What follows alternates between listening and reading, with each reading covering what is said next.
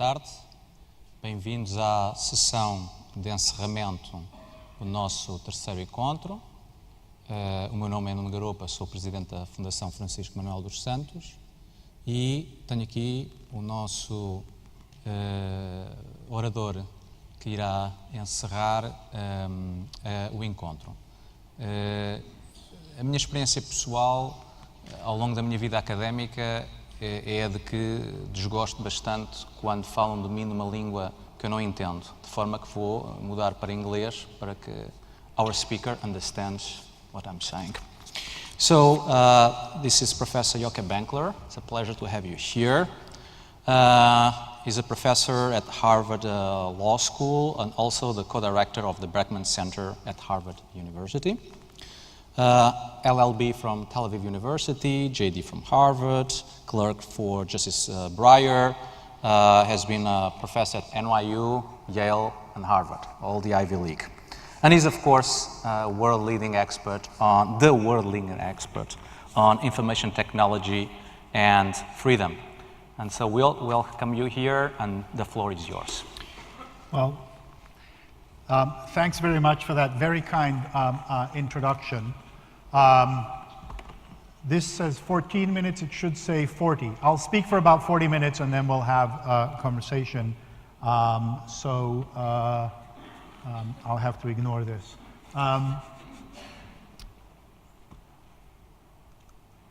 Last week, iPhone 6 came out with a new level of encryption that the company said it could not provide to the government.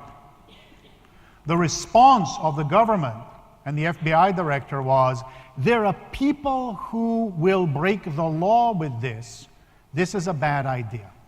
What you see in this release over a year after the Snowden revelations is a tension between a concept of freedom through law and legality and a concept of freedom as practice, where law is part, but only part, of the understanding of law. So let me start with the story of Snowden and its relationship to legality, move on to the core liberating elements of networked society, and then conclude with some more thoughts. The president's response on the day after, the week after the revelations, was these are programs that have been vetted by the Senate, by Congress. They have been approved by judges. How could you possibly say that this level of surveillance breaches freedom and the Constitution when these two organizations have, these two institutions have both signed off? It reflects the sign-off of the Congress and the judiciary reflects a compromise reached in the 1970s when the first cycle of surveillance and abuse of surveillance, the FBI spied on Martin Luther King, the NSA spied on people, the Defense Intelligence Agency spied on lefty radicals in the 60s. The resolution in the 1970s from the major change that happened because of whistleblowers who disclosed that set of practices was what was called a system of delegated oversight. How do you get, was the problem, how do you get the checks and balances of legislature, judiciary, and executive to work but still keep secret? And the idea was you carve out parts of the executive and the Department of Justice, a small group of members of Congress who are selected for security purposes, and a small group of judges who also are initiated into the security protocols. And this small unit of subsets of all of the others will simply replicate the dynamics of checks and balances. The idea that even though no one of these systems components is perfect, they will check and balance each other as sources of power. Instead, what the Snowden revelations have shown us is that without the element of public accountability, without each of these organizations operating in its own natural environment with its own natural external shocks, each of these components by itself and the system of checks and balances together collapsed, such that the idea of securing freedom, in this case from the state, by subjecting it to a redesigned set of checks and balances collapsed in the absence of public accountability of any one of these. And each one is accountable to different ones. Judges are not accountable to voters, but they are accountable to their professional peers in public. In secret, none of this happened. Understanding how this fails begins to help us understand the relationship of technology to freedom, so bear with me. The first thing to understand is that most of the damage was done before any practice invoked anything that would lead to the power of any of these agencies working. So perhaps the most important set of interventions was revealed in documents that said the NSA, the National Security Agency, came in and worked with the National Standards Institute, maybe the Internet Engineering Task Force, that's an allegation that hasn't been stabilized yet, with companies, sometimes through contracts, sometimes through technical advice, to design the security protocols, the core security protocols that people were using for electronic transactions, for communications, for data storage protection, to design them so that they were weak, to design them so that it would be easier for the NSA that knew the weaknesses to get into them. None of this is surveillance. None of this invokes the judiciary. None of this invokes the Senate Intelligence Committee. It's just a fundamental intervention in these systems. The reason they needed to do it because they wanted to collect everything. And bulk collection is extremely difficult if you need to decrypt everything in the middle. So in order to change that, the NSA had to intervene in basic standard setting organizations, basic professional standard setting norms, and commercial product design. Then there was the use of foreign spying, using the architecture of the network, the fact that Google and Yahoo store most of their data in other places, in this case Northern Ireland, to tap the lines that included American communications outside of the US. So again, because this is foreign espionage as opposed to domestic surveillance, none of the legal framework that applies to domestic surveillance applied, but because of the technical architecture, it could reach some of the solutions as well. We also had a tremendous amount of voluntary compliance, either through government contracts or through personal relations with the telecommunications companies. For years, voluntary compliance by companies without needing an order that would have invoked that system, to allow the NSA to tap all sorts of points at the entry and exit of the US. So notice the pattern. So much has already happened that you have all the data going in and out of the US, you have a tremendous amount of the metadata going inside, and you have weakened systems for protection of security, both from government and non-government, all before you even begin to bring in the legal system.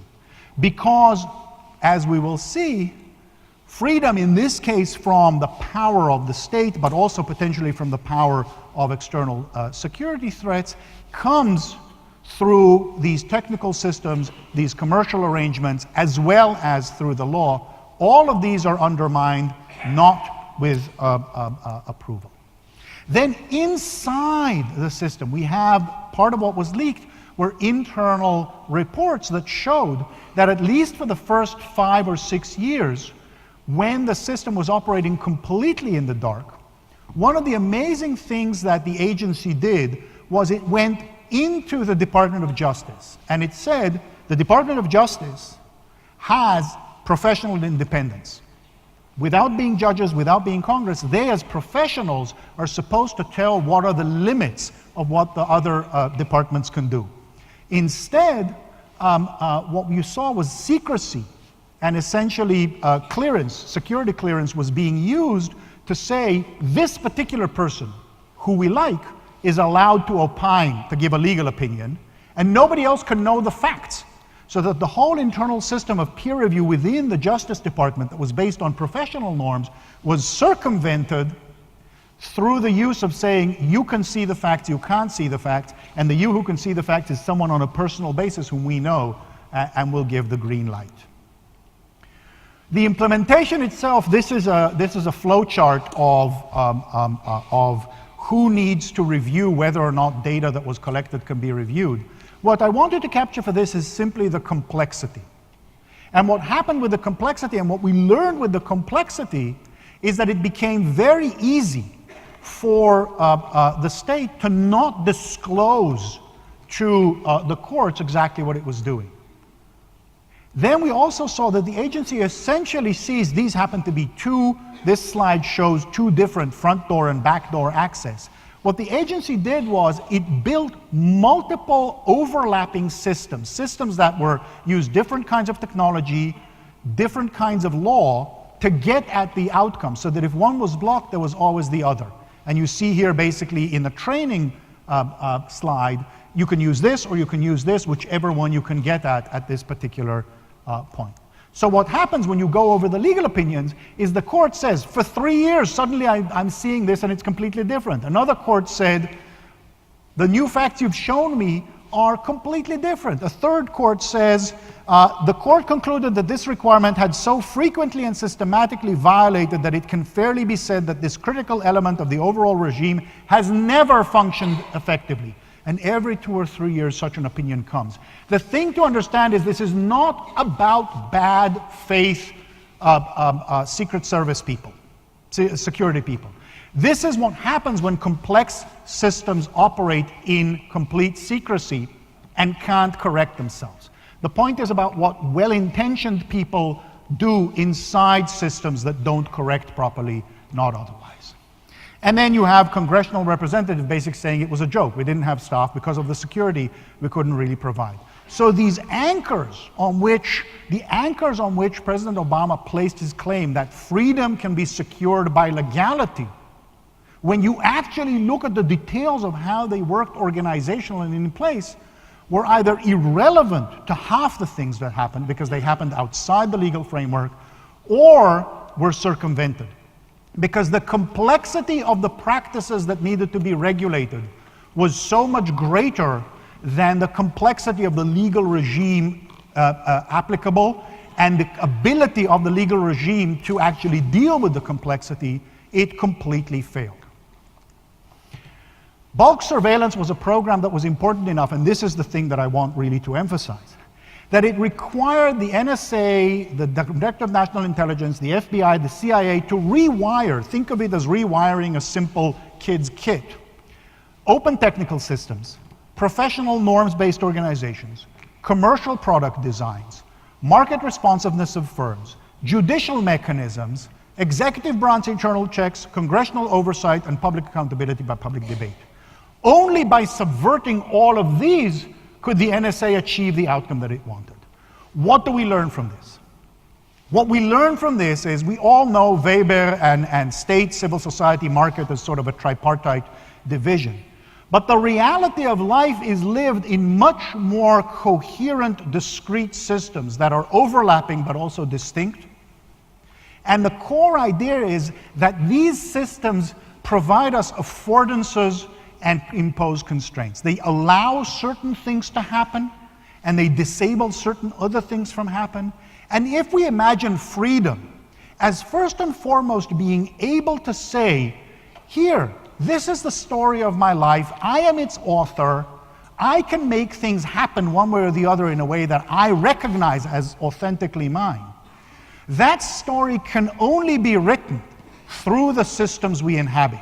In much the same way that motion cannot happen without friction, the constraints, at least we don't know how to achieve it without friction. The constraints are not just roadblocks, they are also part of what will enable. I can throw a ball at a wall and have it come back. That's a constraint. The wall is a constraint, but without it I couldn't play squash. So when I say affordances and constraints, I say it allows me to do things, it also disables certain things, and by having a repeated set of routine interactions with a system, I know more or less what a cause is and what an effect is, what's desirable, what's undesirable, and living through these systems is how we essentially exist and how we define power and freedom. By power, I mean something very specific. I mean the capacity of one entity to alter the behaviors of another, but not only the behaviors, but also the outcomes and the configurations. So A1 has power over A2. If A1 can say, you should have outcome 2, you should have preference 2, you should only be able to do action 2, etc., instead of those that you want. So I'm trying to have a very technical definition. And the thing to understand with regard to system, if we're trying to understand a framework for how to assess systems as being more or less supportive of freedom, we need to understand who has power and who is susceptible to power. We need to understand who has no power and therefore who is free of that power. And power doesn't only happen on behavior, you will do this or that. It can also be on preferences, on principles. If I can cause you to want to do something, and then you do it, and that's the thing I want to do, I've exercised power over you.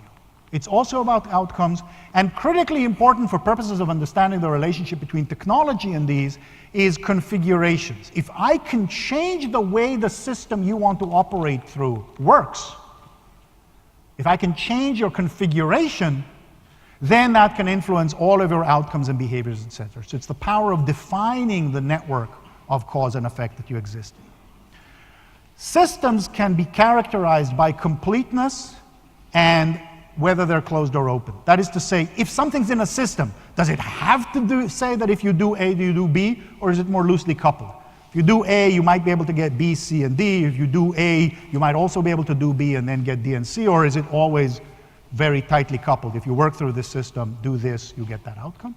And the second is open and closed, how easy it is to move from one system to another. This is all very abstract. So I'm going to tell you a slightly older story, the story of WikiLeaks, because it makes it much more concrete, this idea of multiple systems and of power and of freedom as bobbing between. So the question now is freedom of speech, specifically. And the question, oh, that's not what I was going to do. This is what I'm going to do. This is actually important. I'll pause. I'll get to WikiLeaks in a few minutes. Pause. Throughout the 20th century, we saw two major transitions. In the first 2/3 of the century, we saw a centralization of systems both in the market and in the non-market sectors toward larger organizations. We saw higher degrees of concentration of control. We saw greater improvement in effectiveness and limitation on the diversity of actions. And through that, we essentially got higher productivity. We got a sense of higher provision of social services, etc., both on the state side and on the market side, whether it's Weber, whether it's scientific management, whether it's the theory of the second industrial divide.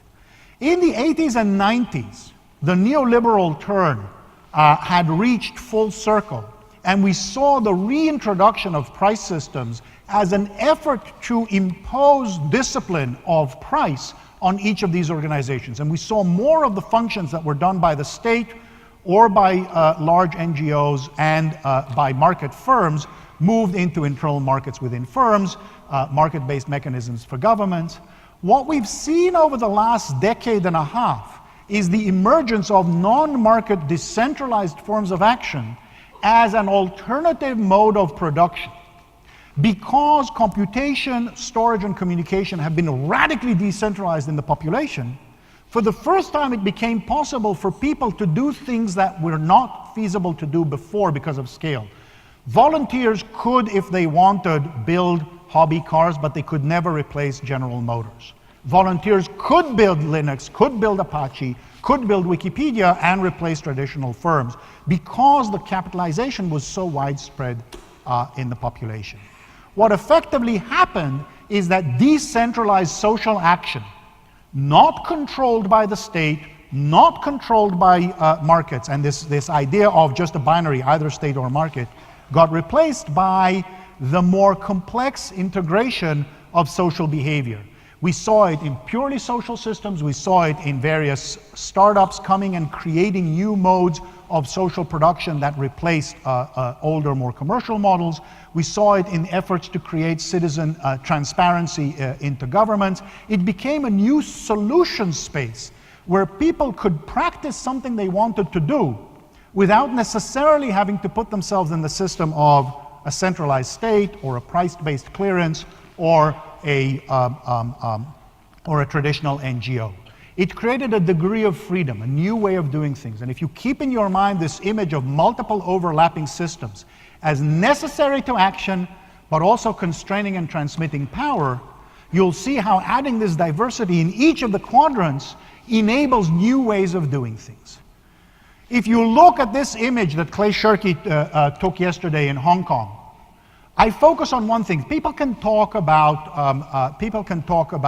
Twitter or other uses or other social media uses or whatever, but the thing that captured my eye was this. This is not about technology, it's about a self-conception. This is about we can supply these hundreds of thousands of people on the street with water, with tear gas treatment, with food, with cleanliness. We can get together as a solution space and solve these logistical problems on a decentralized social basis as a way of making ourselves independent.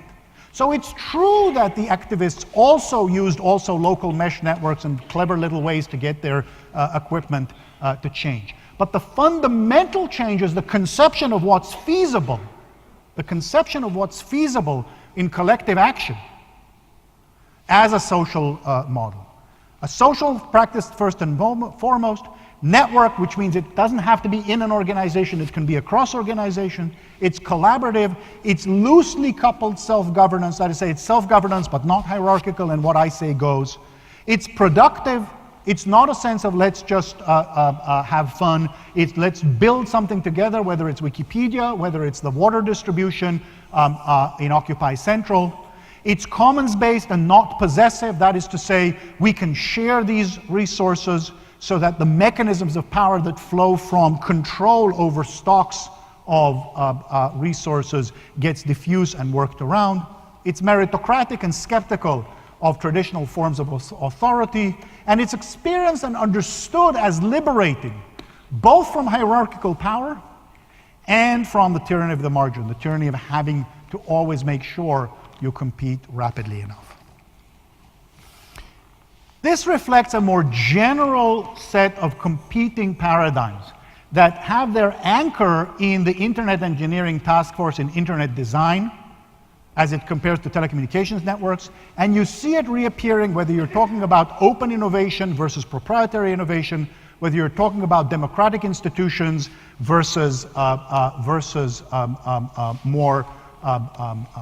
whether you're talking about participatory democratic governance in administrative agencies versus more controlled and bureaucratic agencies. You see an opposing paradigm that looks for predictable, calculable risk and well-behaved change, as opposed to embracing complexity, uncertainty, and change all the time.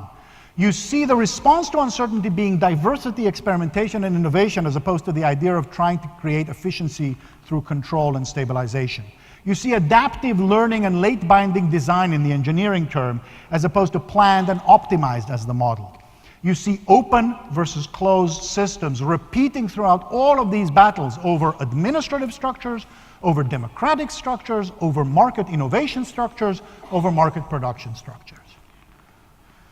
Freedom in this context of open systems is bobbing and weaving between different systems of constraint and affordance that allow individuals to dodge the power plays of some and exert their own efficacy in others. And here's where the story of WikiLeaks helps us to understand how this works. So you all remember, I'm sure, the major leak that then Private Bradley Manning provided to WikiLeaks, and the effort to distribute the materials online. What I want to describe here, if you think of that just as one instance of freedom, freedom of speech, of the ability to publish for WikiLeaks. I want to go through these and show you what I mean by multiple systems and by bobbing and weaving as a way of achieving that freedom of speech. So the first system is the one that's about the moral meaning or cultural meaning of what's happening. So you see the American chief of staff, WikiLeaks and Assange might already have on their hands the blood of some young soldier. Secretary Gates says something very similar. When the Department of Defense actually has to answer Congress what happened, they basically say, well, up till now we haven't actually seen anything really happening. You see major attacks from the administration. Secretary Clinton talking about it's an attack on the international community. Vice President Biden saying he's closer to being a high-tech terrorist than the Pentagon Papers, and the Pentagon Papers are the paragon of appropriate whistleblowing. That's the framework, is this is terrorism and therefore we can shut it down. You see Senator Dianne Feinstein saying we should prosecute them under the Espionage Act. You see the Attorney General actually issuing subpoenas to Twitter and to others to try to go after WikiLeaks. All of this at the same time. Trust me, I wrote a major long piece on this at the time. I am, despite the appearances to the contrary, a law professor, without any constitutional foundation. Right? It is really very hard under American law, and that was what I did in that particular piece, to distinguish for constitutional purposes between what WikiLeaks did and what the New York Times did, without at the same time basically saying there is no freedom of the press online, or there is no freedom of the press for non-American outlets. No court would be willing to go with that. And indeed, there was never a prosecution. But the implication of illegality was enough. Then there was the treatment of Private Manning, which included 10 years imprisonment and demanding that he be prosecuted for aiding the enemy, where aiding the enemy means transmitting to the media national security, all in order to essentially create a general deterrence. But one of the most interesting things with the cultural framing was the way in which Assange was delegitimized. So you have Bill Keller, the editor of the New York Times, writing, if Assange were an understated professorial type, I like that, rather than a character from a missing Stieg Larsson novel, and if WikiLeaks were not suffused with such glib antipathy toward the United States, would the reaction to the leaks be quite so ferocious? He says, well, but a few pages earlier, he writes in the same piece, I came to think of Assange as a character from a Stieg Larsson thriller. Right? That was the story. The first time that you had major revelations on Afghanistan, it comes together with a really miserable profile of Assange as a person. This is the graph of the number of mentions of the words rape and molestation next to Iraq and embassy, and you see that every time there's reporting on one of the releases, there's also a return to this basic story. So the cultural framing is very much around the personality. Then you have technical attacks. WikiLeaks is brought down by a set of attacks, probably not from the US. It then moves to Amazon hosting services in order to get protection. So again, you see this technical move to protect yourself from a technical attack. But here's what's interesting. A senior senator says, all these businesses who are doing business with Assange, you should stop doing business with Assange because what he's doing is illegal. Remember, it's not illegal, it's just being insinuated as illegal. What was illegal, what was Manning did, though not aiding the enemy, but nonetheless. So he moves to France, and the French minister says, you shut it off, and that gets shut off for a week, though later they bring it back.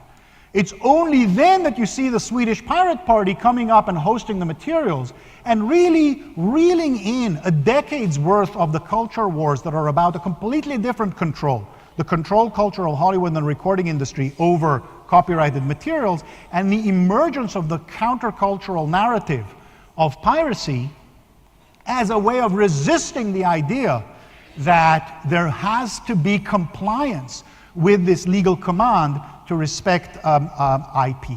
But the Pirate Party then hosts it for a while. Then we move from storage, we move to DNS. DNS is like addressing. You put in a computer www.whatever.it is.com, and this tells the computer where to go. The company then blocked access to wikileaks.com, the company that was hosting wikileaks.com. So that's the addressing part. This gets resolved back to the Swiss provider, and wikileaks.ch becomes the place where you can read it. But part of what's interesting about this, again, culturally, is that Boing Boing, one of the most popular blogs, is hosting places where you can find these alternative sources of leaks. And remember, another system. We have the hosting system, now we have the addressing system. But the remember is, wow, it's DECSS all over again. This means absolutely nothing to any of you, and everything to everybody who was part of the copyright wars in the early 2000s. This was a case of a young Norwegian programmer who found a way to make the DVD protection system compatible with Linux systems. But it also allowed copying the DVDs. And links to that program were suppressed by an American court. And then they've popped up in thousands of different sites throughout the net, including people writing the code in haiku and all sorts of other ways to say, this is speech. The point here is a simple one. People who were protecting Assange were understanding this as being a fight over freedom of speech, even though it was about technical reaching and technical addressing, and understood the fight about freedom of speech against the American government trying to suppress these leaks as the same kind of fight they had been fighting a decade earlier against copyright enforcement mechanisms trying to do the same thing. Because the idea of freedom as the ability to express yourself, and power is power wherever it comes. And if it manifests itself in a technical system, you fight it in a technical system, and if its source is a commercial effort to shut down your ability to speak, it doesn't matter whether it's the state or commercial. Power is power, and constraint is constraint in any system, not just through legal or non-legal means. The iPhone app, same thing. Apple takes out, removes the app. In mobile broadband, the move we're going to is one that's much more constrained. It's much harder to replace the app. We've seen this with Apple, for example, pulling an app that was a criticism of its employment practices, so you couldn't have it, you couldn't get it in the App Store. Here we have some competition with Android, and that provided some. So having competition in the market provides a degree of freedom and an ability to work around a particular block. We also had mass-scale illegality. Essentially, we have broad cultural acceptance of jailbreaking, of breaking the encryption on Apple in order to do something with your work. The thing to recognize from this is illegality is an important degree of freedom across many domains. It's a really problematic one, but it's there. If you look today at the major American political debates of the day, illegal immigration, gay rights, whistleblowing surveillance, and marijuana legalization, they all have their roots in something that was at one time or another, or still is, illegal, and yet practiced on a wide scale in a tolerated way. Compliance with legitimate law is not the only solution for purposes of freedom, and fighting over the legitimacy only isn't. It's constantly the push and pull of not only what is legal, but also what is tolerated, even though illegal. And finally, there's the donations, and you saw basically PayPal responding to a very clever legal memo that suggested as though it was illegal, and you saw PayPal, MasterCard, Visa, all stopping donations. This proved to be a system that WikiLeaks couldn't really subvert, and for a while they lost 80 to 90% of their donations, particularly at the time. That was highly significant. You see the US government basically saying, if you access these materials, you're never going to get a job with us. So efforts to use organizational power. What's the point of all of this, other than a great story, which it always is? Freedom and constraint in integrated system doesn't occur where you think it does. If it's at law, it's not only constitutional law and criminal law, it's also contract law and tort law and telecoms law and international law and copyright law. All of these are different ways in which you can throw at a problem and create freedom. It's in the cultural and discursive question. As we say with Keller, if people understood WikiLeaks as being about the future of journalism, would we have had Visa stopping payment? It's about industrial organization. WikiLeaks would have been impossible years before, and markets that had sufficient openness, like DNS provision, it was easy to work around, and markets that were particularly concentrated, like the credit card networks, were impossible to work around. So market freedom is also a dimension of freedom. Technical, proprietary standards like Apple are harder to get around. Open standards like HTML are easier. Social practices and norms made this at all possible, the workaround. We talked about that. Political debates all work together. What we see is multiple systems of constraint and affordance that makes some action possible, and other actions impossible, some easier and some harder. From the history of copyright to the present and future of copyright, all three of these components, hosting, DNS, and payment systems, were all then translated into a piece of legislation called the SOPA-PIPA Act that tried to take exactly the kind of minimal legal statement that doesn't really cover a complete judicial opinion and translate it into blocking off all of these pathways. It was called SOPA-PIPA. It had mechanisms for allowing private invocation of blockages of payment, advertising, etc., search availability on relatively an allegation. The idea is, again, you understand that you can block speech even if you can't get it to a point of prohibiting it because the judicial constraints are too high. You can block it by attacking at lower levels the payment systems and all of the others.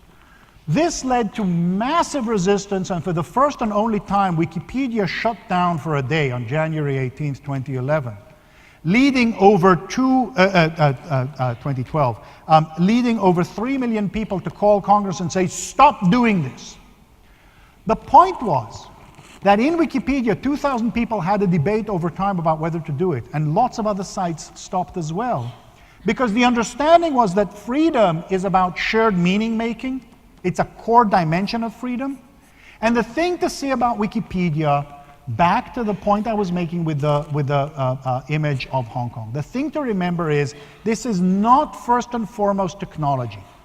A technological change resulted in a change of the social imagination of the possible.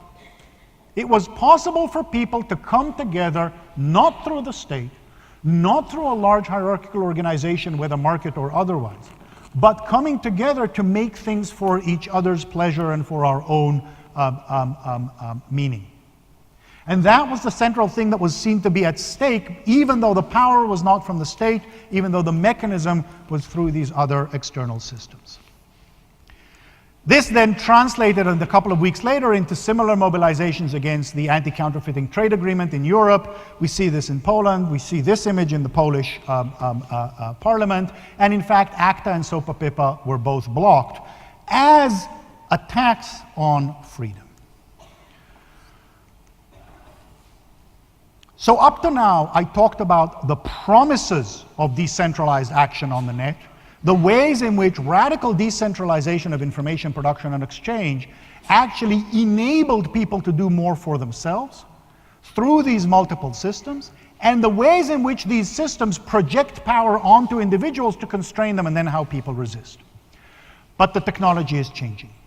We are moving from a universe of general purpose computers in everybody's pockets to smartphones and consoles and TVs that are much more tightly and proprietary controlled. We're moving from highly decentralized information systems to centralized information systems on big data.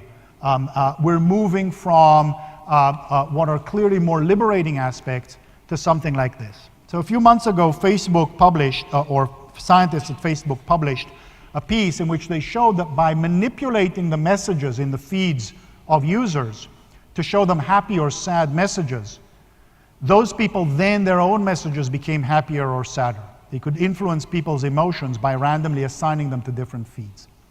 What this captures for me is something from a July paper by another colleague, Zeynep Tufekci, who wrote specifically more about the Obama campaign and its use in politics. But really, I just want to identify a series of practices that together possibly redefine both the relationship between technology and freedom, but also what it is that we need to defend against. What we have today is each of us in our pockets are carrying ubiquitous sensors that collect information about us all the time and everywhere. These are then fed into a new science of big data that allows modeling behaviors at the individual and at the collective basis. It then connects in psychology and economics and marketing in particular to the behavioral turn, and shifting from seeing people as rational maximizers of their own interest to people as responsive to behavioral inputs. It then connects to a new benevolent idea of nudge. That is to say, if you know these behavioral these behavioral biases, you can nudge people to do what's good for them, save more for retirement, eat healthier, etc., that provides a legitimation. And all of these can then get folded into continuous updating of the platform. So the window we look at the world through is a window that can be dynamically updated based on information that is collected about us all the time, based on, that is fed from experiments that show what we respond to, so that we become more predictable at the individual level, and we can be treated through behavioral modification to do what it is that makes the most sense for the portal to do. That's, to me, the dystopian possibility that comes from this set of technologies that has really been developing over the last 5 years. So let me conclude. What we learned from the effort to constrain the NSA that I began with is that systems are imperfect everywhere. What we learned from internet design is that we can achieve enormously valuable improvements in everything from our efficiency and our innovation to our democracy and our creative expression in uncertain systems if we embrace open systems that continuously we can experiment with and update and try and get things collectively done, whether it's through social relations, through market relations, through others. But these imperfect systems also mean that there is no single way of protecting freedom. Constitutionalism is an important component, but it's fallible. Free markets are a useful component, but they are fallible. Social organization, at the end of the day, there's also sometimes someone who says you should do this, not do that. None of these systems, there is no utopian system that always works. They are all thoroughly imperfect. They all enable some actions and disable others. They all project certain kinds of power and resist others. Our tasks as ethical beings, as people occupying this world, is to be able to recognize that imperfection and continuously challenge, resist, update, continuously be strategic and thoughtful about how we intervene. A law might be the most important law to protect freedom if it constrains some kind of technical design or another, rather than if it creates some lofty ideal or institutional arrangement. There's no escape to value neutrality. There's no value neutral system that can protect freedom. All we have is the condition of living in these multiple systems, diagnosing them, resisting, using, putting them together, fixing them, experimenting, and trying again. That's what there is. And as it turns out, in an open society, it can produce an enormous degree of freedom, but not one that can ever be taken for granted, because there is always the next round where someone can capture. Thank you.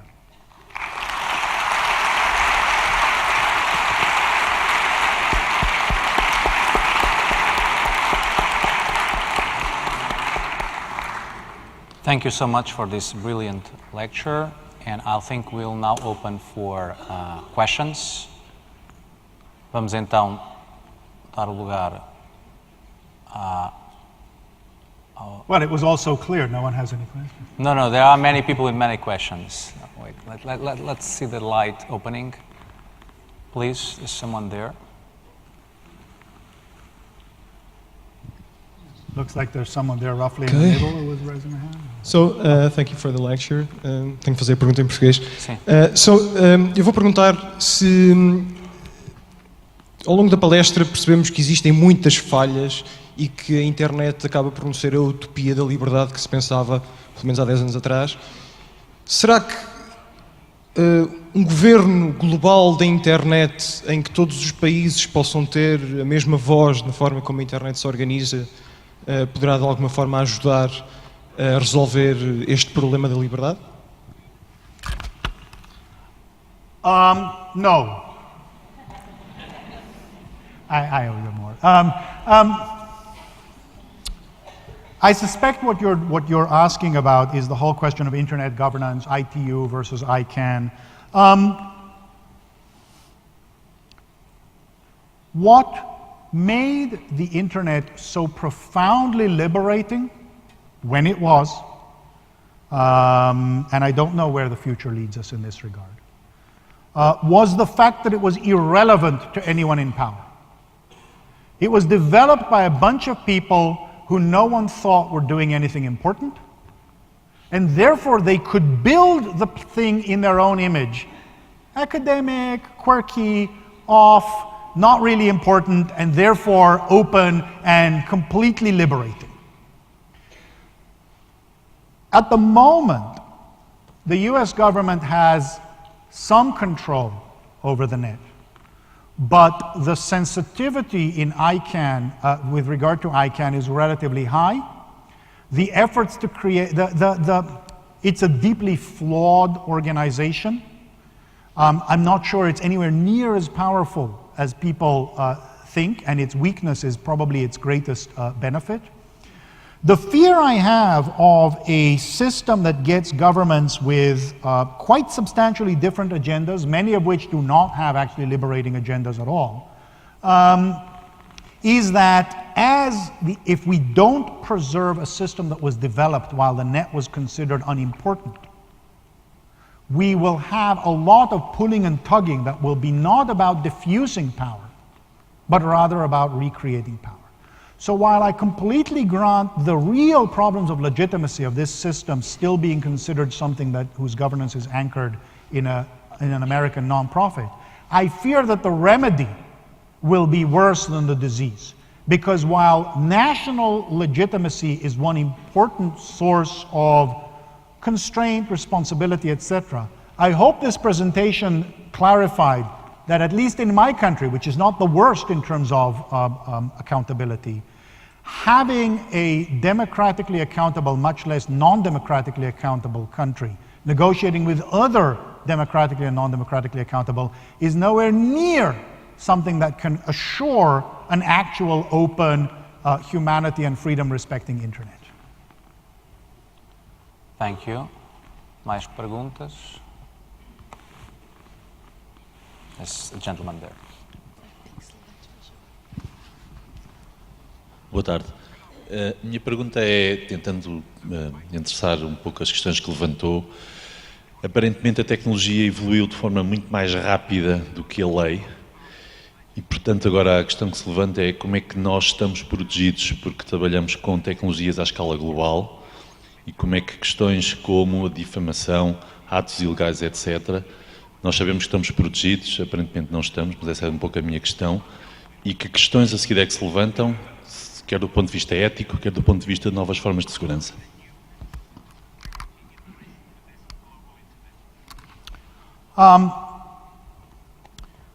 Law has been slow, law has been parochial, and law has been captured by special interests.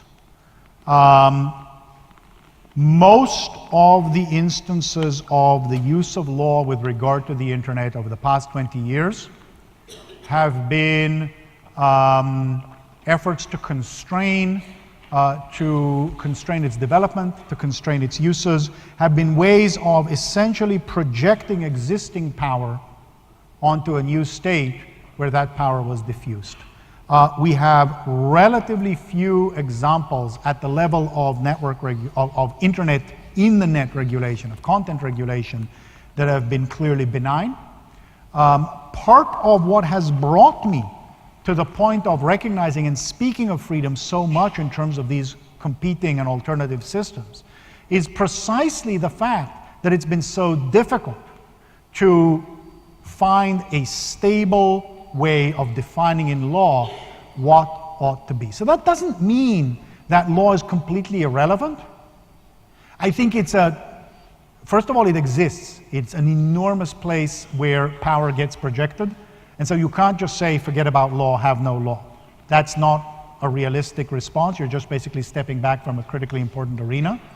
But I think the strategy continuously has to be not about finding a general principle, not about finding the right stable solution for all the time. It's always tactical.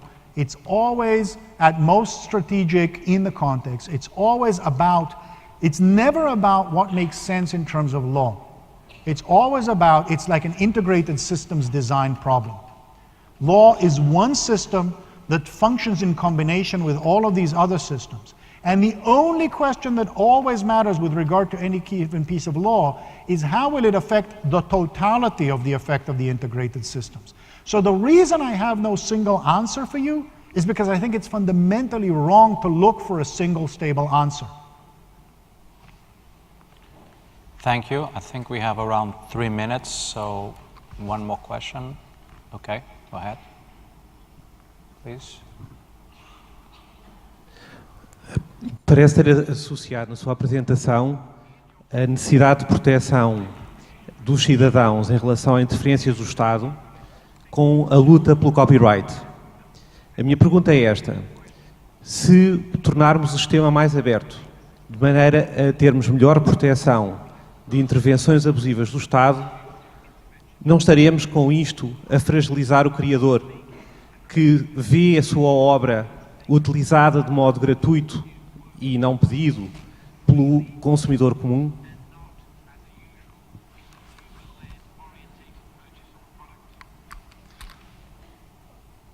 I would be sad if it were the case that culture were a consumer good, consumed as a product. I think there are distinct problems. The problems of perhaps from your response, I see perhaps I'm doing injustice to what you actually said and something got lost in translation. I doubt it. No, you're heroic in trying to translate the flow of words I provided. But